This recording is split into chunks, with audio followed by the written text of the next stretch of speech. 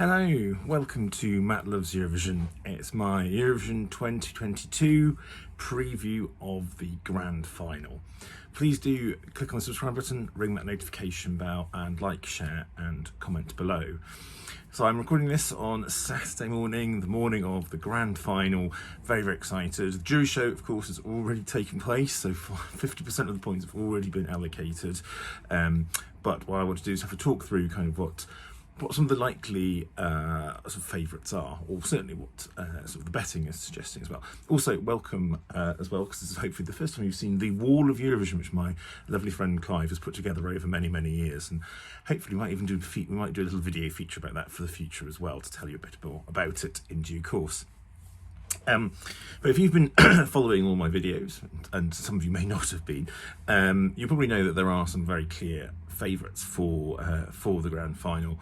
Although there were some shocks in the semi-finals, most of kind of the big favourites, the expected people, did get through, and of course quite a few of the favourites, as we'll see, are amongst the big five, the countries that automatically have a place in the grand final.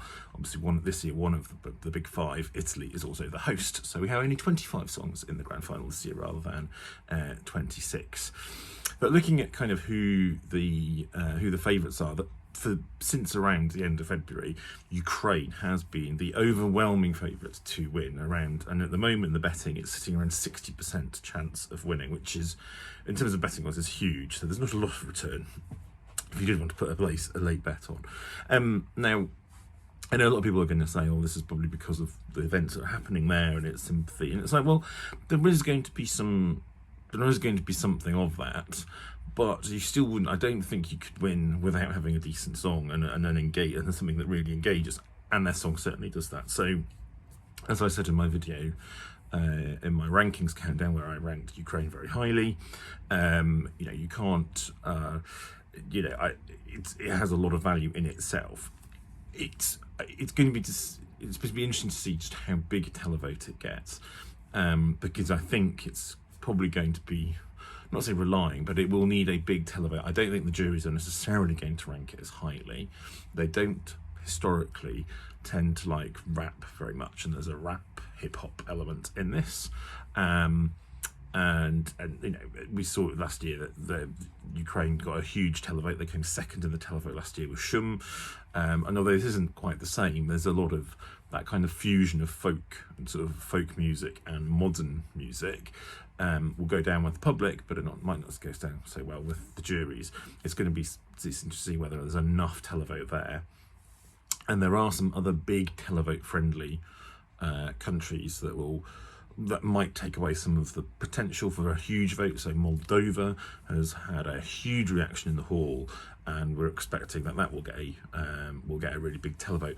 Norway, we expect, will get a big televote as well. Those are the Wolves, and there are several other countries that you can see pulling in quite chunky televotes. There are diaspora votes to take into consideration as well. One of the dark horses, which I'll talk about a bit later, may also take quite a chunk of the televote. So that was going to be an interesting one to see.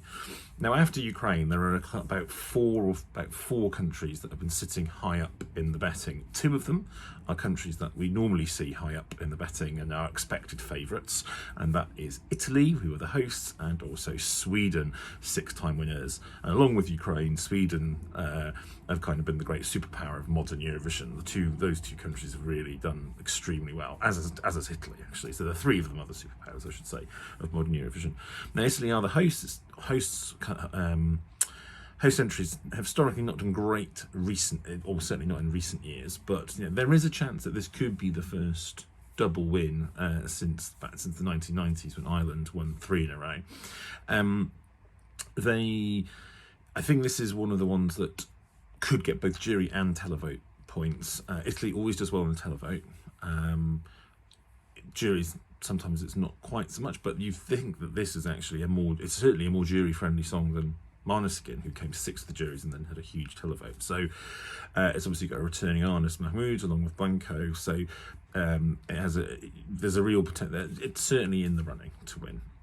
Also in the running is Sweden, huge fan favourite Cornelia Jacobs, again, like Italy, likely to pull in both jury and televote. And I think this is a key. I mean, it seems obvious to say that you've got to get both jury and televote. But you can get a huge televote or huge jury, but there's that finding that path through of getting enough that gets you the victory. And certainly I think both Sweden and Italy have got potential to get and rack up points both in jury and televote, that they're kind of not necessarily relying on a huge score in one or the other.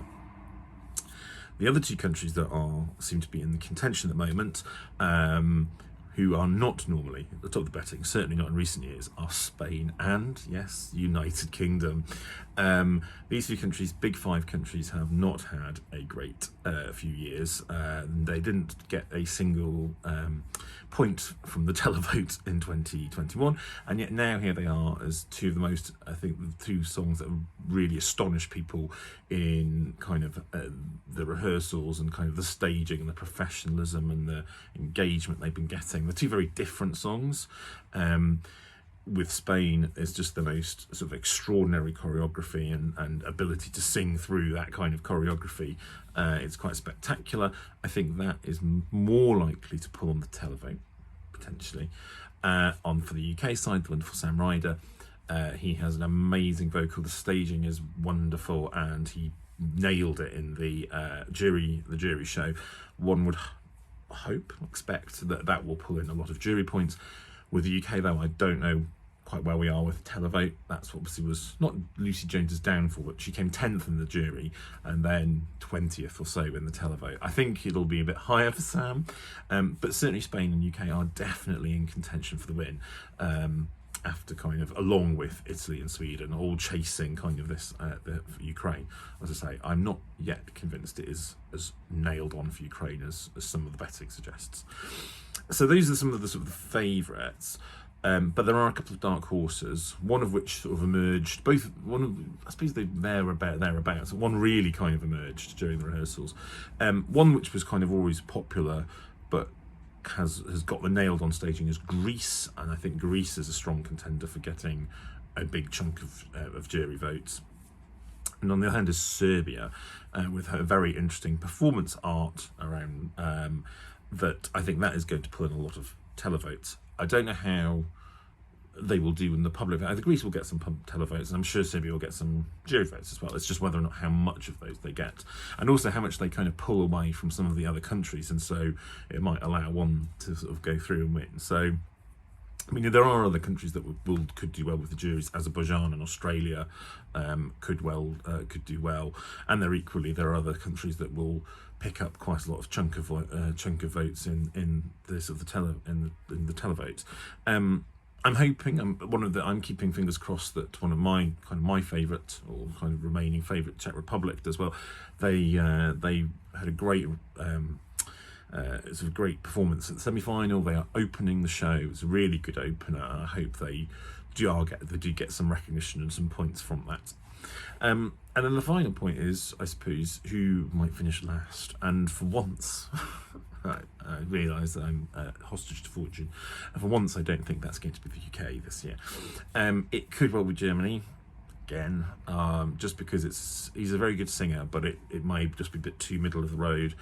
It may pick up some jury points. Other ones that are at risk, I think, are probably Belgium and Switzerland, all of which might pick up some jury, but whether or not they pick up any televote is another matter.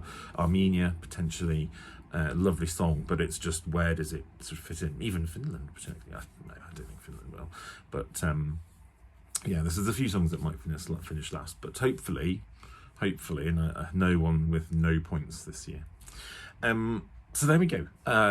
All very exciting. I will be having a party. Well, I will be at a party, and I will attempt to do a bit of a review, if not tomorrow, but Monday at the latest. But yeah, I hope you have a fantastic time. Cheer on whichever country, whichever singer you are supporting, but also lots of love to all of the performers tonight. I'm sure it's going to be a fantastic and probably quite long show, so strap yourself in.